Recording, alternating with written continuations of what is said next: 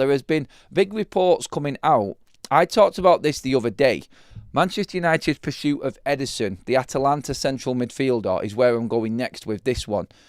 This is a player that Manchester United have scouted, have been involved in, and nearly bought last summer.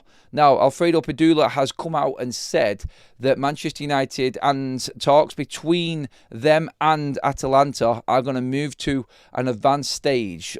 Big developments are coming over the coming weeks. So we know there's only 5 weeks left in the season, and Manchester United right now are in a position where they can actually start to plan and make their moves. Now, with the financial rules that are in place, the new transfer window, this is why we're hearing now about players like Éderson and what Manchester United are doing. You would have heard Owen Hargreaves, and I did a show on this the other day, actually, and talking about Owen Hargreaves, talking about his 3 players that would change Manchester United. That was Osimhen, that was Matheus Cunha, and that was Éderson in central midfield from Atalanta. Now, Manchester United tried to buy Éderson last summer, but there wasn't enough time for Atalanta to turn it around and get a replacement in. That was the story that came out from Atalanta. So maybe all of a sudden, everybody's thinking about where United are getting this money from all of a sudden. How are we able to put a bid in for both Delap and Matheus Cunha and get these deals over the line as quickly as we possibly can, as soon as June 1st hits? Maybe Manchester United had money last season that they would put aside. And maybe and now we're seeing the money coming in for the likes of Éderson. Now, Éderson and what he brings to Manchester United is completely game-changing, even more so than probably a Delap, an Osimhen, or a Matheus Cunha. I think it is that significant a signing for Manchester United. The ball-carrying midfielder, an experienced ball-carrying midfielder, who has got an engine and then a reserve engine in terms of getting up and down that pitch, not only fits the 3-4-3 system perfectly, but he brings in that controlling factor into a really, really complex system that not many Manchester United fans have got not many Manchester United players, have got the footballing IQ to deal with. He has. Key in this window and what is happening right now, why Éderson is massive, is because he can play at the 6, he can play at the 8. He's done it all season for Atalanta. And by the way, he's been available for every single game, near enough, for the last 2 seasons. His injury record is impeccable. And when you're looking at reliability, and look what Ruben Amorim has done with Bruno Fernandes this season, players who are available and always fit and can play pretty much whenever he wants them to are key to his system. If you add a quality 8 to Manchester United's system, then Bruno Fernandes is then pushed back into the 10. So you then look at Manchester United's number 10 roles. So then you've got, when we're buying Matheus Cunha, you've got Bruno Fernandes there. You've got Ahmad coming back. You've got Xerxes coming back. And you've got Mount. You've got 5 number 10s to chop and change and move around from. Now, we know Bruno can play it. We know he loves Mount. We know Ahmad can play it. We know Matheus Cunha can play it. Xerxes is questionable. But that's good squad depth to have. So 5 10s. Then you've got Delap or Osimhen, whoever it may be up front. I think we need another player.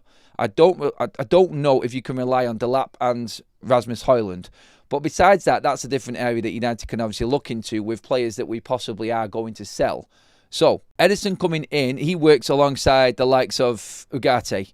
Ugarte and Éderson in Manchester United's midfield is absolutely phenomenal as a midfield setup, I feel. Ugarte, questionable, but the responsibility has gone from Manuel Ugarte. You've got someone who can play this system, who is going to be comfortable in this role, going forward, coming back, playing 6 and 8, and releasing the energy and cover of Bruno Fernandes. It makes complete sense.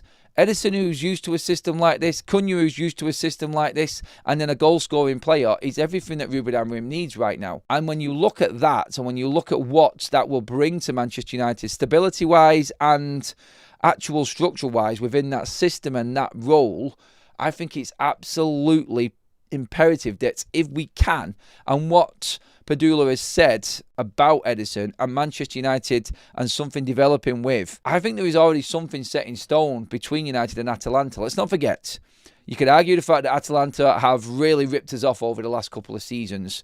Not now, because it looks like we've got an absolute wonder player in Ahmad. So paying 30 million for Ahmad back then when he'd not even played a first team game looks like a good bit of business, which is kind of strange after what Manchester United, in them days, around Ed Woodward and Ole Gunnar Solskjaer, with the shenanigans that was going on behind the scenes, actually managed to get a deal out of something like this and showed a little bit of vision. So Ahmad, great deal. Rasmus Højlund, not so much. But still, you've got to say that Manchester United and Atalanta's relationship is very, very good. Now, on top of that, there is also another report going around that in the scouting of Éderson, Manchester United have also been looking at Retegui, the leading goal scorer in Serie A this season. He's got 26 goals and 6 assists. He's the leading goal scorer in Serie A. He's going great guns for Atalanta. Maybe Manchester United going for a double swoop for both of these Atalanta players. Now, this, I think, is something that's being worked on maybe as a package. United, if they don't get Delap, it falls through with Osimhen. Manchester United looking like they've actually got a plan B and C in the transfer market, and real quality players as well at that. Retegui is obviously having the season of his career at Atalanta, and it's going to be hard to get both players away. I've said this before, and don't count this out. Hear me out on this one. Could we not send Rasmus Højlund back to Atalanta and say thank you? This is I know it sounds stupid. I know it sounds like we're being unfair on Atalanta, but come on. If you're Manchester United right now, if you're going in for the likes of Retegui and Éderson, then you've got to give something back. There you go. Or maybe just give them Rasmus Højlund back. Maybe that is a way that Manchester United could actually make something happen in the transfer market. And when I say we need to be clever in this market and this window, is that not initiative? Is that not thinking about how Manchester United can get a deal done? Another striker in, another midfielder in, and bang. We know that Liam Delap is Manchester United's top striker target, according to David Ornstein. But what I'm trying to make a point of in this is United are definitely in for Éderson. But in using their contacts and their nous and actually having a football structure, could we not be looking at getting a plan B or C in Retegui as well and being another option if Delap doesn't want to come to United? He wants to go elsewhere. United might not be in European football. Look, I'm not saying that Éderson and Retegui are going to come if we're out of European football. All I'm saying is there is a plan in place for Manchester United this summer, and it does feel completely different to what we have been dealing with before. It does feel like Manchester United have actually got a proper structured transfer window set up. And I did just mention this before in saying that this is the first season that United have had a full season's preparation with a structure in place, with a manager that's going to play a certain way, with a structure above him that knows he wants to play a certain way, that are fully willing to back him, preparing for a transfer window coming up. When have Manchester United in the last 2 decades had that? We haven't. We haven't had anything like this since Sir Alex Ferguson. It's a case of going into a window, knowing the key positions you need, knowing the key players that are going to play them positions, and then having a B, a C and a D option behind that. I think there is that there.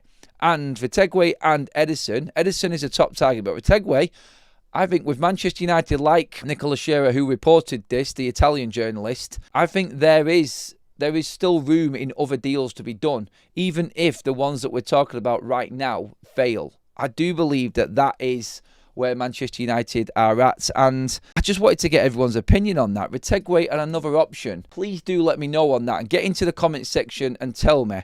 I think that is a reality. Obviously, by the way, everybody, make sure that you do subscribe to Forever United TV as well. Thank you so much if you have done already. And do please put a video on the like as well if you're enjoying the content.